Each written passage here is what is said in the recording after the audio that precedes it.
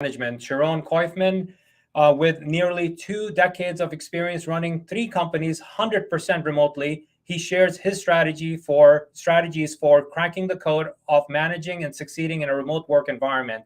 From building a positive company culture to overcoming communication challenges, we'll dive into the ins and outs of remote work success with Sharon Koifman. Sharon, welcome to the show.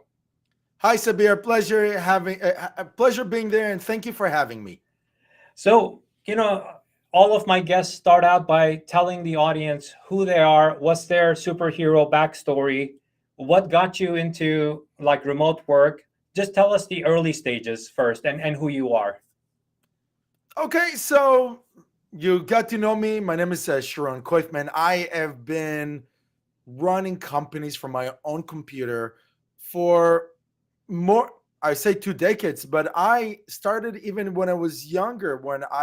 My first model was my dad that actually ran an engineering firm all directly from his computer. I'm talking about old school multi-million dollar cable and manufacturing machine for factories, where usually people have a lineup of engineer in the office and everything is built in the office.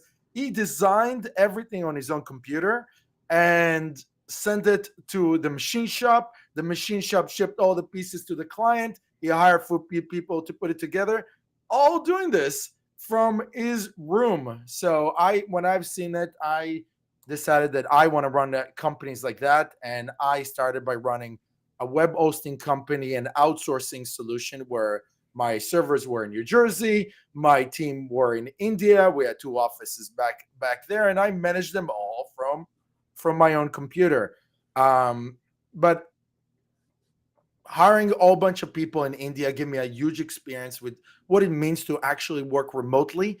And when I sold the company, I realized that there is a fundamental weakness with the outsourcing model, which means you don't have people that are fully integrated, that are fully invested in this beautiful thing, this company that you built. And I noticed a lot of that challenge that came with that outsourcing model. So then I decided that for my next operation, after I had a consulting company in between, which also gained a lot of experience, but I decided that maybe the focus should be on people, and focus should be on just bringing you the smartest, most awesome people, and back then incredibly affordable people that will integrate as part of your company culture and part of the processes that you build. And that's when I started building DistantJob, which really focused on career-driven, focused individuals instead of me managing projects for people that are clearly a lot more qualified. Got it. Now, there are always challenges with companies, right? From startups to all the way to Fortune 100 companies.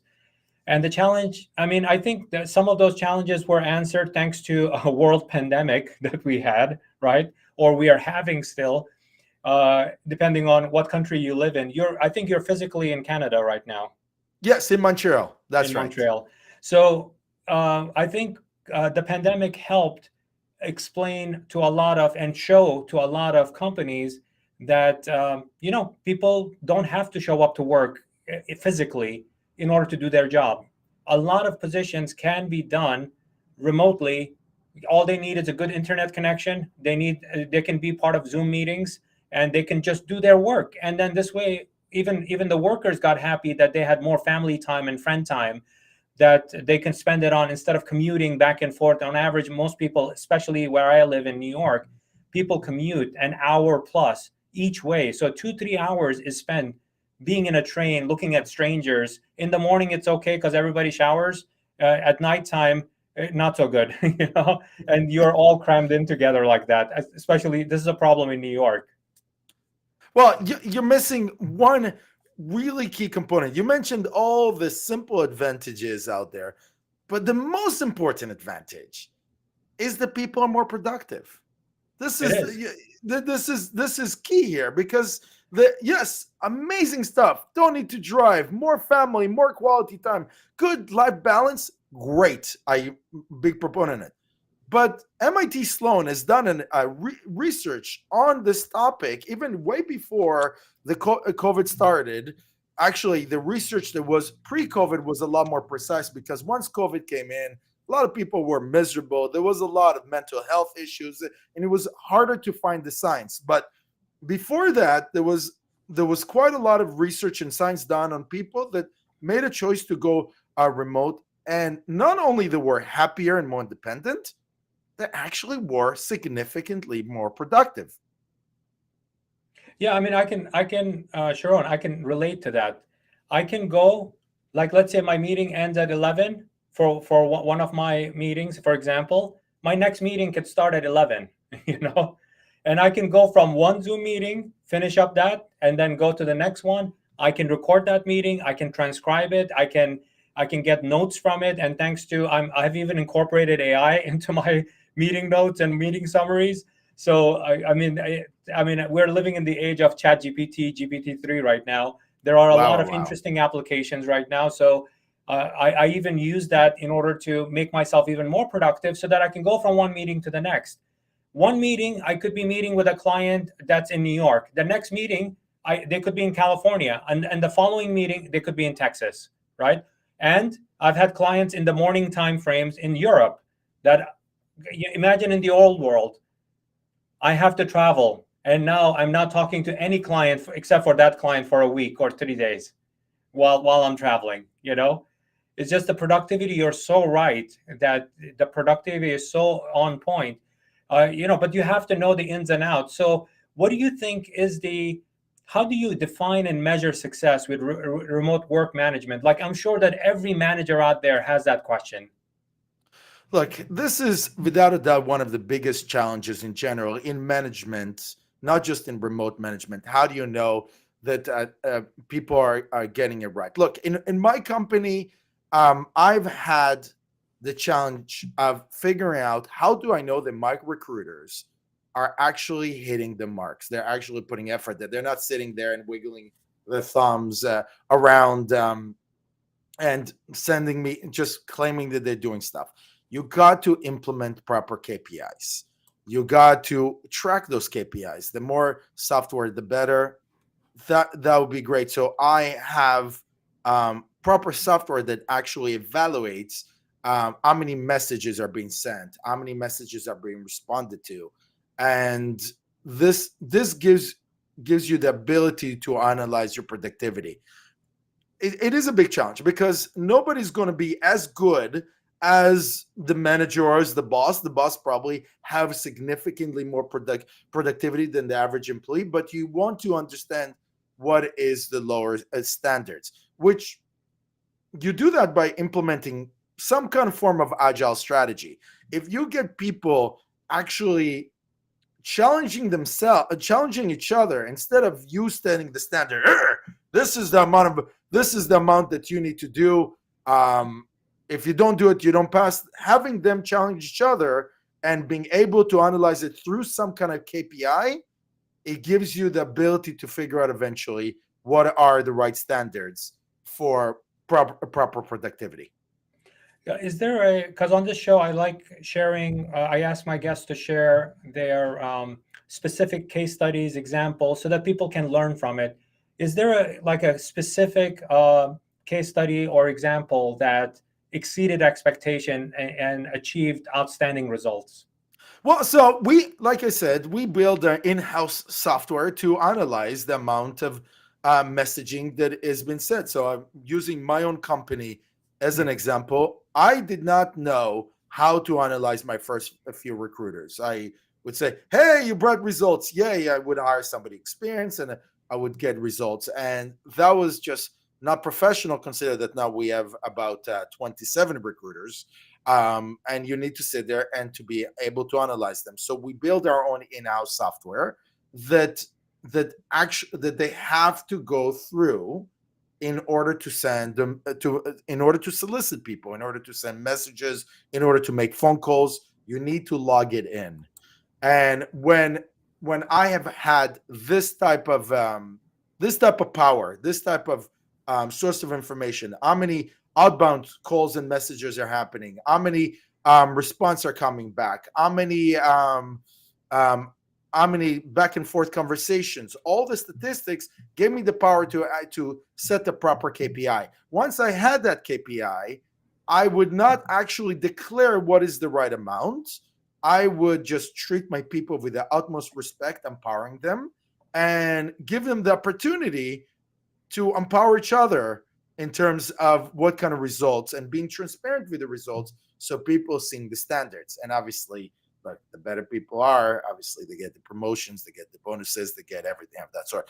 That worked well, while making sure that people feeling like they're part of the company, part of the culture, people feeling treated well, so they keep on being pumped and motivated to do the great things that they do. So actually, you pointed to something interesting in what you just said, and I'm going to pick on that a little bit more. For When sure. so let me share with you, like, traditional workplace, right? In a traditional workplace, there are certain things you do. It's part of like company culture, right? Company culture, positive or negative. I'll share both of them, right? The In a traditional sense, when you go to an office and you go and work in an office, you have water cooler conversations. You have either your company does monthly birthdays, right? All the January babies, all the February babies, and then they get one cake, and everybody cut it gets cut up, and they celebrate all the January birthdays and February birthdays and so on. On Thursday nights, you go out with your coworkers and you have happy hour. I'm not condoning drinking. It's just socializing. There might be summer picnics, other types of events where maybe the CEO or the leader of a group, depending on how big the company is, maybe a leader of a department or a manager of a department does hurrah hurrah with their employees and stuff like that. There's a lot of like physical interaction that happens in that sort of a culture where you're creating. That's the positive side of company building. It's positive activities that you're engaging in. But there are negative things also, right? Where people are manipulating each other and talking behind each other's backs, and doing nasty things. I don't want to go too much into that, but that happens in every kind of company I've come across, whether it's a 2-person startup to Fortune 500 companies. Always there's some kind of negative company culture in there. Either it's just that's what's expected because the culture condones it. Maybe like in a financial situation, financial services companies, where it is a cutthroat kind of a environment where one person has to beat the other person's portfolio, and winning means that. Versus, in other companies, they don't allow for that, because that doesn't cultivate like a positive company culture in any way. But in that other case, it works. So everything I just described, when it comes to remote working, where you're sitting in your office, like you and I are, right? We're sitting in our home office. We are working with our teams that are dispersed across the world, potentially, right? You just mentioned in the very beginning, I had a team in India, I had a team in the Ukraine, and I have a team in the United States, and somebody worked for me from Romania, right? I mean, those are just examples. How do you cultivate that? Because there's cultural differences between every one of those countries, right? Somebody from India, what means positive to them is very different than somebody who lives in Romania versus Kansas City or Toronto, right? Very different perspectives. How do you cultivate that sort of a positive company culture in that sense? If you could just go through some examples and your thoughts on that topic. Sure. So you went through a few points. First of all, the negative aspect of culture is only in reference to the culture that the owners and the managers make. If there's manipulation, if there's competition, if there's backstabbing, I believe it's simply a reflection of what the management and the owners are doing. Look, I've had to cut out certain toxic managers and management in my company throughout the years. This is an absolute requirement in order to have a positive culture. But I'm a huge advocate of culture. My company, I take a huge pride that we probably have the best company culture where it comes to remote environment. But in order to properly implement culture, we actually need to know what it means, right? And then everybody talks about culture as, like you mentioned, picnics, parties, happy hours, birthdays, but that's not a culture. That's an activity that hopefully promotes culture. But in order to implement all these activities, you actually need to understand what is it that you're doing. So I've been searching for, even for my book and for any kind of, for my podcast and everything. I needed to find out what is culture. And when you Google culture, you get this huge definitions that mean absolutely nothing. It's the DNA of the company. It's the way that the company feels and everything. And I needed to cut it down to a definition that is one word, right? And once you have one word, you can actually try to measure it and to have a goal. So for me, culture means connection. It means the connection between you and the company, thus creating loyalty. It is the connection between two people, which creates better teamwork. And even connection to the client means that you're on the same wavelength as your client. But the key is connection. And whatever activity you implement has to reach that increase in connection within the company. Once you understand that goal, it's easier to start implement activities, and all this cool happy hours and the parties and everything that you mentioned might boost the owner's ego, but they might not create a connection. In my company, I've done a lot of research. I actually tried to replicate the party experience, which was very difficult, which I tried to do Zoom parties. I'm a pretty A big lot of drinker. people try it. I like sure people try it. I'm a big drinker myself, and we, instead of, not to promote alcoholism, we actually said everybody can bring any kind of drink, a coffee, a juice, a beer, and let's go hang out. And people loved it for the first time. The first time, hey, the boss is talking, we're all joking around. Second time, a little bit less. The third time, I've created this great trust within my people where they can come to me and say, yeah, this sucks. And it sucked because it was just me having conversation with some of the managers and everybody sitting there with their big drinks. Yes. And it just didn't create the type of connection, didn't create connection after the third meeting, which I left that activity for twice a year, which is good. But I needed to search for what created more connection. So I started having one-on-ones with my teammates, with my head managers. And I noticed, and the feedback that I got is that people really start connecting. I start becoming real friends. And this was 6-7 years ago. I became really close with my management team. And I said, aha, this works. So in the beginning, we implemented an app called Donut into our Slack technology. And Donut takes random people and connect them. Yes, and they have 15 minutes, and people need to actually meet each other. The one-on-one worked excellent.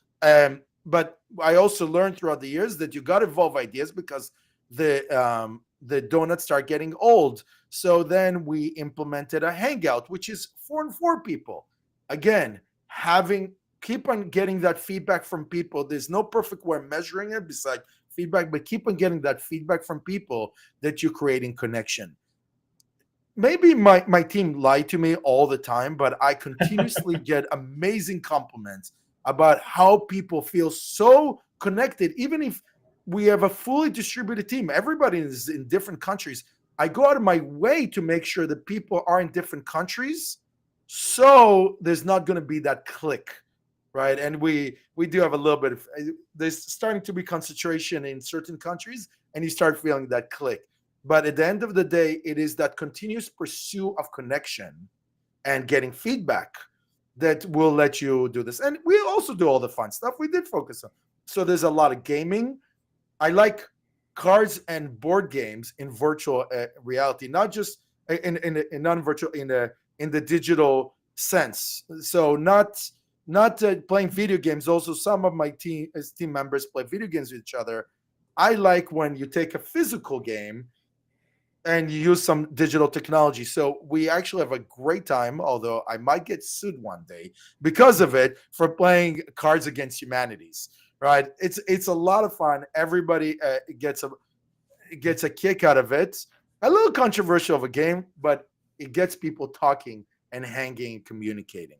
So it is a continuous evolve process, but as long as you remember that the key component is connection, you can create an better culture than what you would have in the company. And again, in terms of toxicity, you got to focus on asshole-free environment. So actually, I can relate to that. I've been in environments where those events, like celebrating birthdays and having a holiday party, for example, it's supposed to be for the employees, right? But Yes. I was part of one company where you could feel it, that even among the people, the employees, they didn't feel like they were part of it. It felt like the party was for the owner or the management, not for them, There's right? some parties. But the problem with it is, if the environment is toxic, you said toxicity, right? So if the environment is toxic, those kinds of events where you think is connecting people, they're not. They're actually despising you even more, Yeah. because you just created a platform for the owner to get a pat on their back for throwing a party. Nobody's enjoying. Nobody's enjoying. If you thought that the employees are enjoying it, no, you're doing it to boost your own ego. And worse, if it's a toxic environment, that upper management might be the toxicity in the company that's promoting that, to just kind of promote that kind of not promote, but that's what they celebrate. And the environment maybe celebrates toxicity that way, right? Where the VP of whatever is doing this and throwing the party, and she thinks that, for people to think that, oh, this is going to be helping them boost their morale and stuff. It doesn't. She's actually, what she's doing is showing off to the boss that she is, look how great she is, how fun she is, right?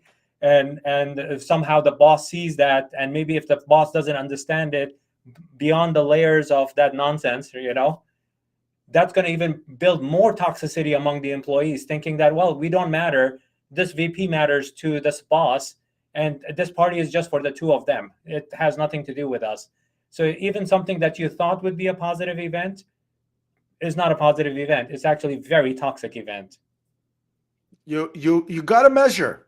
At the end of the day, you got to measure the results. I completely hear you. I mean, those parties, I hear stories about multi-million-dollar parties, the coolest thing. Look at us, we're so awesome, we're so everything. I'm pretty sure the people have fun doing it, being part of the company, but it comes back to the standards, and you got to measure. And measure comes from feedback. And you cannot, and this is another important component, you cannot get proper feedback. You cannot have a KPI in your connection if you're not building trust, if you're not building an environment that it's safe to provide feedback. Like your organization, you have that level of trust with them that if there's any issue, they come to you, go like, Sharon, that sucked. That was horrible. Don't do it again. Right? It look, where it comes to my company, so I can talk about from this experience. It requires an intense amount of discipline to create this level of trust, and you gotta pay attention for any comments that come from the top to the bottom, because if people give feedback and the response is, why are you wasting my time, why you're doing this, you start shouting. There's a lot of bosses that are just unpredictable. Sometimes they're nice, sometimes they're not. They're Jekyll and Hyde kind of bosses, and people do not want to offer this feedback. But I feel that part of the strength of my company is the people that the people that are so comfortable in giving feedback and making mistakes and taking chances and learning from those mistakes, that at the end of the day, I barely need to run the day-to-day experience. Hmm.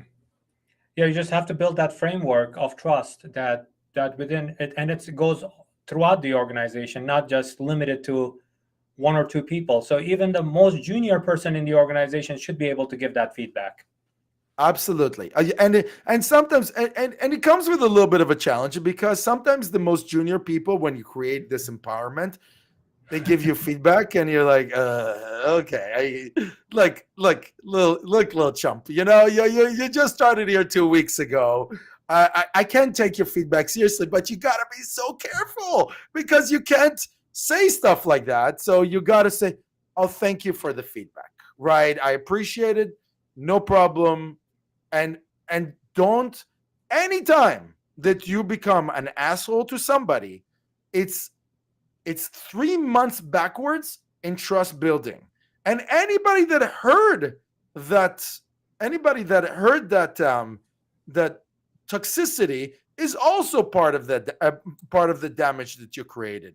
So if you're an owner or a manager that is interested in building this trust, any mistake costs a lot. It's an investment in just being kind all day long. And even if your employees are wrong, and even if your employees screw it up, you got to figure out the language so strictly, because you're just going to lose this improvement in trust building that you very much need in a company, at least in my opinion.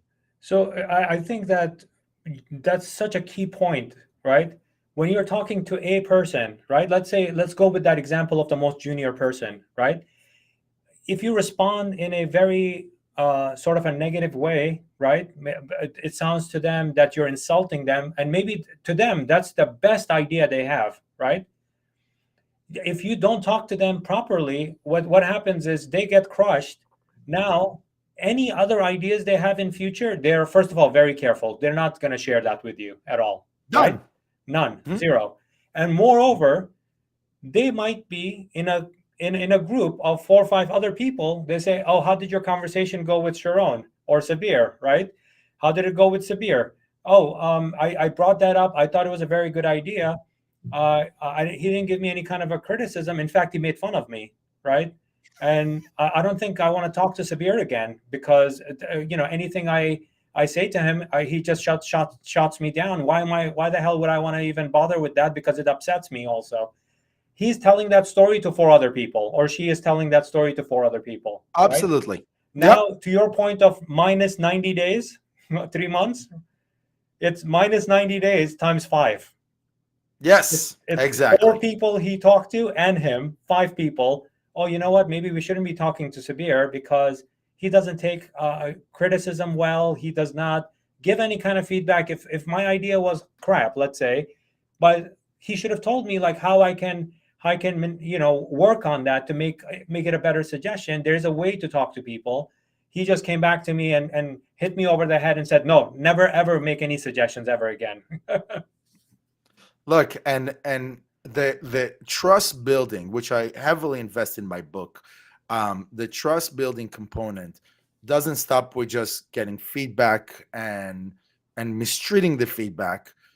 It's also creating a mistake friendly environment, right? And this is something that a lot of bosses um, don't seem to notice. I don't know how other CEOs build their companies. I will be very transparent and honest. I literally build my companies one mistake at a time. I literally climb on mistake, moved around, maneuvered, and continue going and growing it to the beautiful company that it is today. And and the challenge with employees in a company, they don't feel comfortable doing the same thing. They don't feel comfortable taking those leaps unless a boss is so clear that it's okay. I've implemented this, what I call uh, the partner strategy. Why do I call it the partner? Because when you have a partner in the company, when you co-owners, 2, 3, 4, all these people are actually expected to take risky initiatives and making mistakes. And when you make the mistakes, 90% of the time, your other partners go, okay, you made the mistake. What did we learn from it? What did we gain from it? The partner is the person that is supposed to give you unsolicited advice. There's no holdback where there's no holdback when you go with the partner. You're depending on this person or that team to be the co-pilots in your company. But the moment a person does not get equity, they get a salary, they no longer have that power, or at least feel that the power. And it's up to you as the manager and the owner to make those employees, especially your managers, feel like partners. And when they start feeling like partners, they take ownership, they start giving you feedback, unsolicited feedback, they start taking risks and mistakes because they know there's no consequences. Creating that partner relationship is how you build trust. So the other side of the coin of connecting is communication, right? And Yes. the thing is, it's not like I can walk over to your office, knock on your door, and go like, "Hey, Sharon, we have a problem. Can we sit down and quickly talk about this?" We're remote working. I'm in India. I'm in New York right now, but let's say I'm in India. You're sitting in Quebec. There's a time shift issue. There's a communication level issue. My English is very different than your English, right? You Yes. know, what you mean by certain things, I have a completely different meaning to it. So, how do you like address communication challenges with kind of different types of cultures and language barriers that people have on your team? They might be fabulous software engineers. They are the best Python coder in the world, right? English skills are not so great, you know. So how do you address the like communication challenges among your because of culture, because of language barriers between the team members? Sabir, the challenge with my company is if you're not strong communicator and you're not a culture fit, chances are you're not hired. Right. And I guess it's not so now that you're making me feel, I feel like I'm not being so kind about this because I'm literally asking people from different cultures to fit mine. And yikes, it is kind of cruel, but it is kind Yeah, of a I'm, little I'm bit of a dilemma. Indian, I'm Ukrainian, I'm not Canadian, you know. Yes. So we are a lot of people from India, a lot of people from Ukraine. And my first two offices were in Hyderabad and Pune. And I and my component was and South Asia do have a little bit more of a cultural challenge, incredibly smart, talented, skilled people. And I kind of demand during the onboard to get on the wavelength with me. I you know, in Asia, there is a little bit of a challenge that there is a subordinate and a dominant aspect to the cultures where you just listen and you say yes. And I penalize that. And when I say penalize, I don't hurt anybody and everything, but they understand that that affects their promotion, that affects their responsibilities, because I show through example that the people that have the most opinion, that offer me unsolicited feedbacks, get promoted, they get higher. So if you don't speak English, I can't hire you. I'm sorry. If I don't understand you and you don't understand me, we're not a fit. I don't have a good I don't give a good example for that. If you don't understand what I'm saying, this is not whether it's not just a question of English. If I give you certain set of instructions and you say yes and you don't do them, Or it do is them what it completely is. wrong. Oh, wrong, it's okay. It's a mistake, but eventually you got to listen. You got to communicate. So communication is such a crucial aspect of my management process. So like I said, I have a hard time hiring people that I can't understand, or they don't understand me, and eventually it's not going to work out. The people that do understand me, I need them in a certain way to communicate with me or my management at least once a day. And that that does not have to be through voice.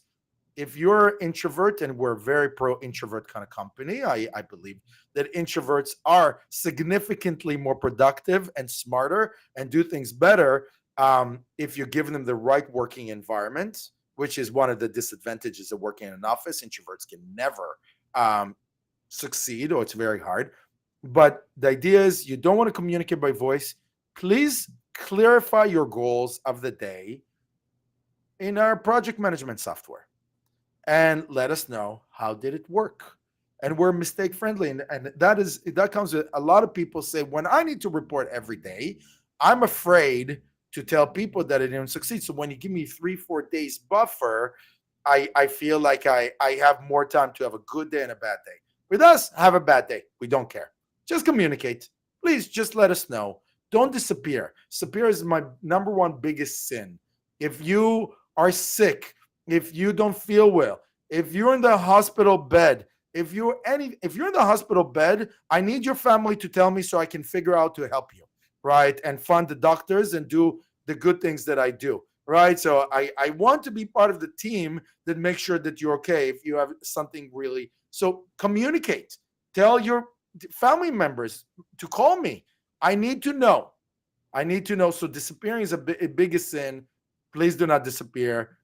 If I'm having a conversation and suddenly you're not there, it's like, don't just come back like nothing happened. Say, oh crap, I had my kid just had a crisis, and then everybody's good. Just don't disappear.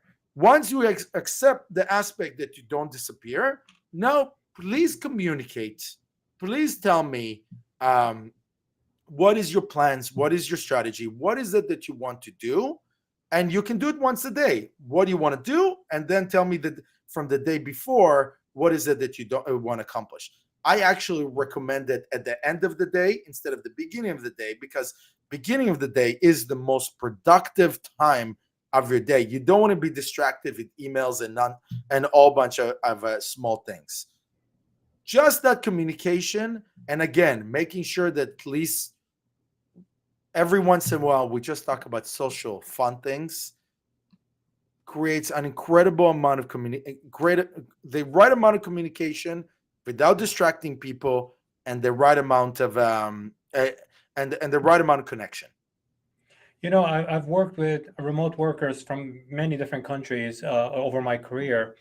What I find, one of the comments you just made about Asia specifically, what I found in my case is that people from the Philippines, I've had VAs and I've had other very talented marketing managers and stuff from the Philippines. It has taken me, like time and time again, it has taken me up to 3 months to break the ice, right? For the person to understand that, I'm not a Filipino boss. I'm an American boss, right? It's very different, right? Culturally, it is different. It's okay for you to say to me, you know what, I have a different idea. How about we approach it this other way, right? It's okay for you to do that. I understand that culturally, when you are in a different, maybe in a Filipino corporate culture, you're not supposed to talk back to me. I'm telling you, it's okay.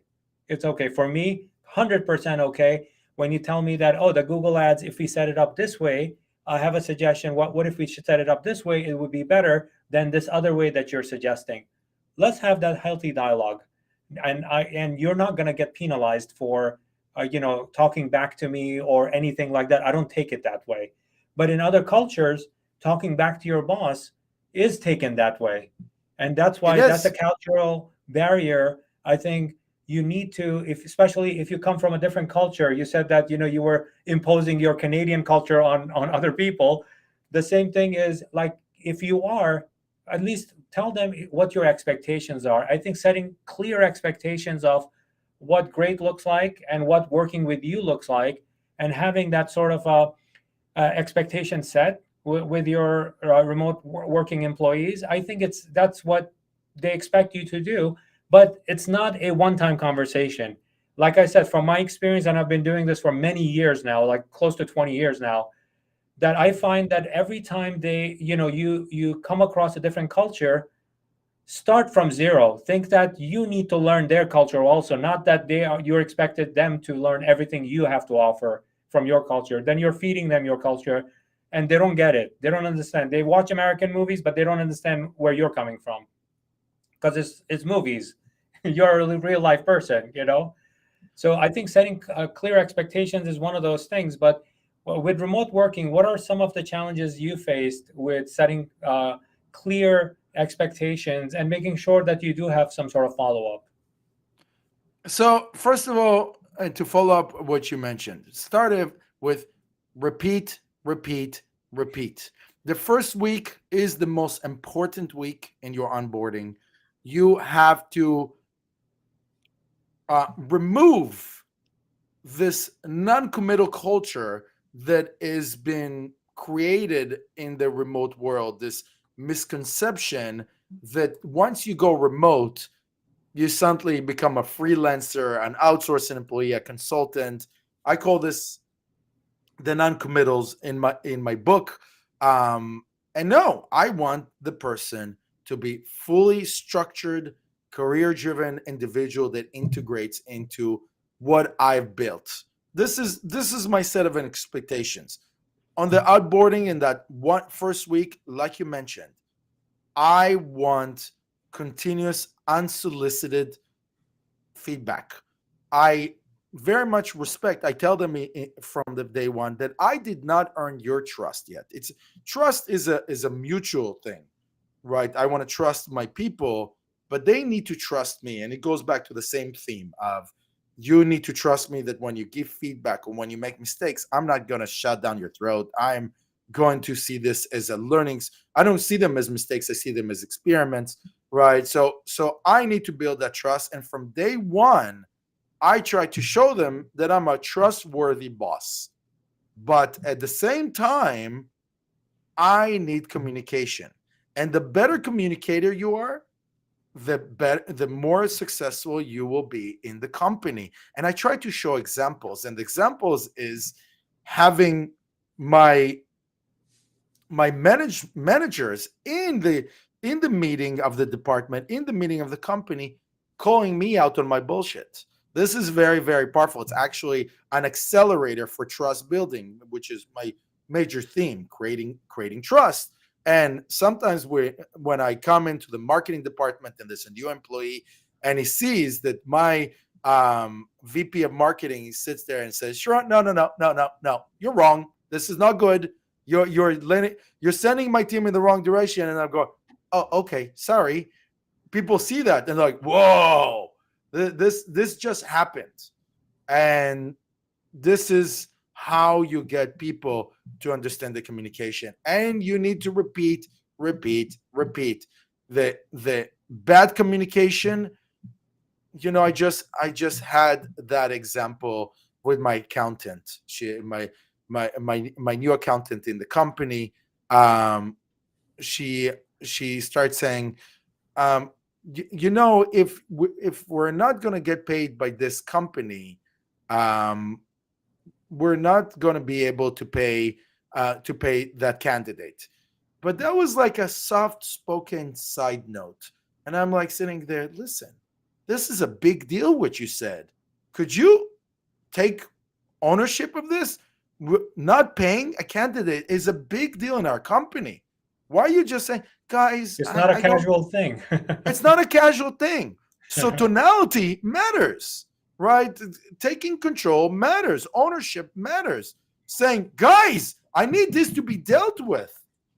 This is also an important part of communication. Now, you have to be very careful. Now we're going to a different subject, because one of the key to productivity is not getting distracted. So you want to make sure that when people communicate to each other, they are not distracting one another. This is very important. So this is the thing. You want a daily update, you want it written, you want to communicate. You got to make sure that you're not doing it while people are working on their project and task in the middle, because that's incredibly distracting. That's all the things that you need to think about when it comes to communication in the short time that we have, at least.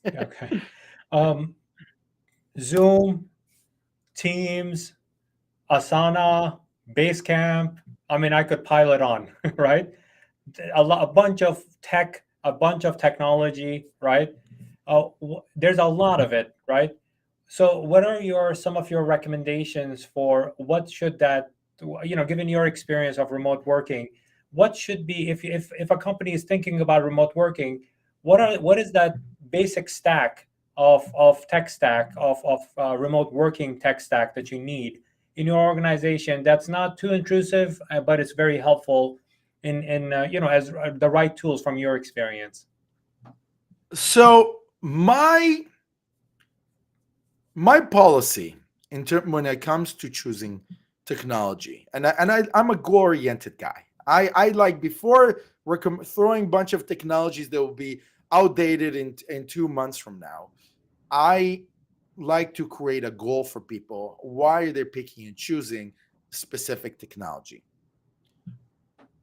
The biggest weakness with remote work, I like to think that remote work is, to majority of the cases, the best solution to almost any company out there. There's one weakness, that social experience a little bit affect the connection that I was talking about. There is a little bit of a handicap in the culture that you can compensate very easily. But you want to feel as close as possible to the person that you're communicating with. And that's where technology matters the most. Um, before we actually had the interview, Sabir, you did an incredible job making sure that we use the best technology for least latency, that the sound quality sounds better, that the streaming experience is the best.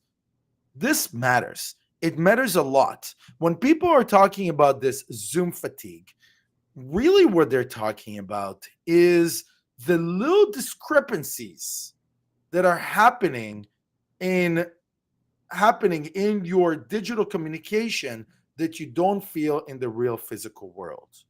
This is why you get the Zoom fatigue, because in a world, your brain and your eyes and your ears are built to register exactly what is in front of you, and the digital kind of creates discrepancies. It creates latencies. It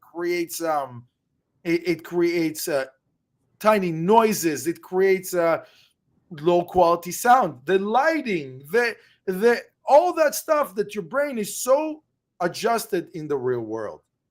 If you ask me about the first most important investment in remote work, is to get the best headset that you get.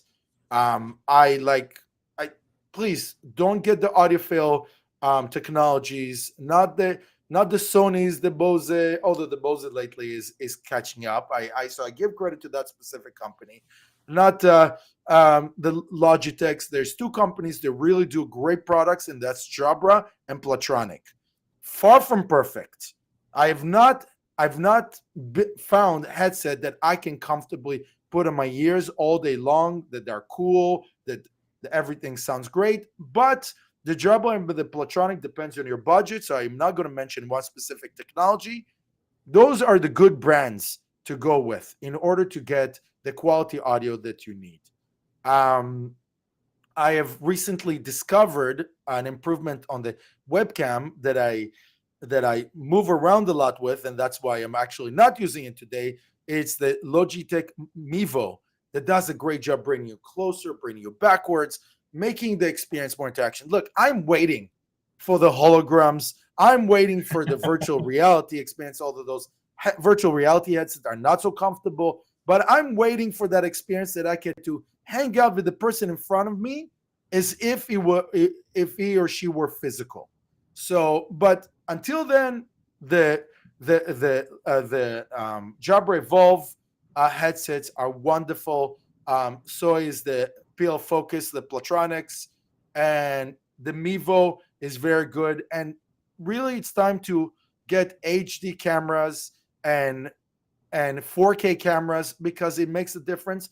And even purchase one of those lights that, if I would not have great light from the outside, I would light I would beam some light at us to make that experience much better. Where it comes to the digital, we have tested some of the best conference software out there. Even 5 years ago, Zoom was the best functioning and easiest to use. Easiest is so important, because when you come into a conversation and you say, oh, this is not working, oh, this, I can't find my audio, I can't this, oh, the wrong operating system and everything, it creates that Zoom fatigue. It creates that negative experience that you don't want to go back to have a conversation. So the best combination that I found was Slack and Zoom. Slack organizes my people much better. It has the best plugin, like the donut and the Hangout that I was mentioning before. It's easy for me to go, just like it would be in a physical office, where I talk to a person and say, let's have a meeting. I can do /Zoom and Zoom pops up. Those small things create a remote experience that is much better. Last thing you mentioned, the project management software. The ones that does the best job for me, and it's really is about your management style. So it's hard for me to suggest, but we actually made a decision to go with Basecamp.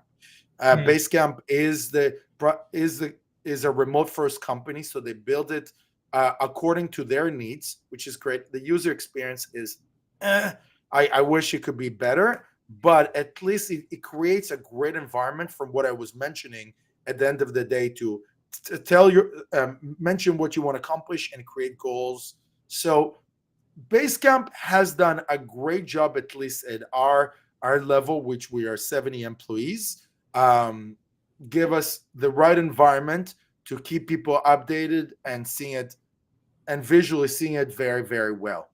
So those are the technologies, but whatever technology you choose, you got to think about how you get closest to the person you're talking to, how you reduce that Zoom fatigue, even if you don't use Zoom, which often doesn't. Some of the other software out there are so buggy in terms of integration, and you need to be able to replicate your management experience the best way that you can.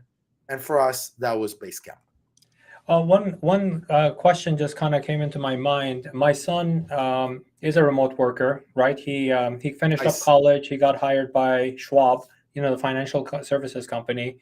Yes. And before he would start his job, UPS delivered a box to him, and that box had everything in there: the headset, the microphone, lighting, everything was set up for him. Brilliant. That entire package, literally all he needed was internet connection, plug it in, and boom, he was online, right? Yes. How much do you believe, right, that because you mentioned that, because there's a disparity, right? Your assumption is people should have a better microphone, they should have a headphone. One of the things that happened with the beginning of the pandemic, because I also sit at charter schools, public charter schools, right? And there was a discussion, a debate among the board of advisors about, oh yeah, they'll just get on the internet and they'll just Zoom. The question I asked was, you're assuming that everybody is at the same income level, everybody has internet connection. They may not. Their internet might be just a phone, one phone that mom has. That's it. There is no internet connection coming to the house, right? And let alone iPads or Android tablets or whatever you think people should have. They may not have it. It's just there's a huge assumption that they have it. Even as a worker, right?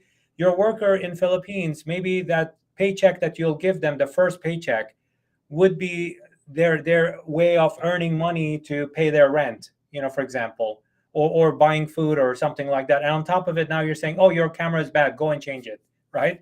That could be a huge expense in the Philippines. United States and Canada, it's you go on Amazon, you order it, it's like $30-$40 and you're fine, right? A low end one, but that $30-$40 in Philippines is a whole month's pay, So how much of that technology that you're prescribing for especially if those remote workers are not freelancers, they're your employees, right? They're on your payroll, they work 40 hours a week. they work for you 100% of the time. They don't have freelance work that they do across the board. What is the company's responsibility to create that box to send to them and say, okay, thank you for starting up as part of your orientation, unpack this, connect it, and then you have the same equipment that everybody else has. First of all, that's brilliant. I love it, and I'm like, I don't even do that, and I should, right? So the responsibility is all with you, right? There's no question about it. Every person who comes online, I'm asking them, let me hear you, let me hear your headphones, let me hear your quality, check your internet, boost, put it on the company's bills, right? So I that's very cool what you're mentioning, and there's companies who took it to the next level, because in order to create amazing security, you can the one of the only ways to truly create a killer security environment is to ship your own laptop, right? Certain companies which were security intensive ship a laptop with all the configuration to the employee, so they can use and work within a secure environment. So yeah, different budget for companies, different budget for employees, but yes, it is a company's responsibility, even a low budget company, to go and to say, let me hear you. If Set when I'm guidelines, talking, you mean? if you drive, you got the boss, the management, they got to pay attention to their own sanity. Right? I'm very strict in my company. When I start hearing too much latency and all this, hey, I don't want to be a mean boss, but we got to fix this, or I'm going to be a mean boss, because that drives me crazy. I'm hypersensitive to this, because I am an extrovert who likes to have conversation and hangouts and talking to people, and all I want to do is feel close. And if I hate talking to you because of technology, we have failed in creating a proper remote experience. So actually, this next question actually is very close to me, right? People with disabilities, right? When they and actually remote working, in my opinion, is a prime place for them to actually show their talent, because there are very talented people with serious disabilities. It could be social phobias that they cannot go into physical space. They cannot be among many people, right? And like in a train to go to work, and other types could be more physical disabilities, right? So when it comes to like those kind of disabilities, where is remote working from your perspective, from your experience?